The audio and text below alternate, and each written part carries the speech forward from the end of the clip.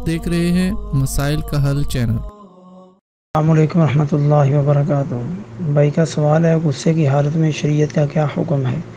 غصے کی حالت میں شریعت کا حکم یہ ہے کہ جب انسان کو غصہ آئے تو اعوذ باللہ من الشیطان الرجیم پڑھے، اور دوسری روایت میں ہے کہ اللہم انی اعوذ بک من الشیطان الرجیم پڑھے، اور دونوں کا معنی یہ ہے کہ میں شیطان مردود کے شر سے اللہ تعالیٰ کی پناہ میں آتا ہوں۔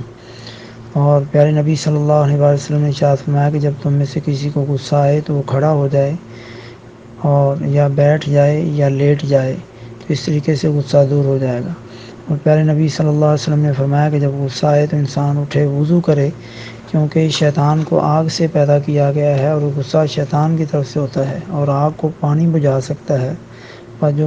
بس جب تمہیں غصہ آئے تو فوراً وضو کرے۔ اور غصے پر ہمیں قابو پانے کا، پی جانے کا حکم ہے۔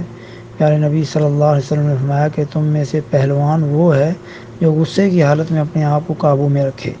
اور قرآن پاک میں مومنین کی صفات بیان کرتے ہوئے اللہ تعالیٰ فرماتے ہیں کہ والکاظمین الغیظ والعافین عن الناس، غصے پر قابو پانے والے، غصے کو پی جانے والے اور لوگوں کو معاف کرنے والے۔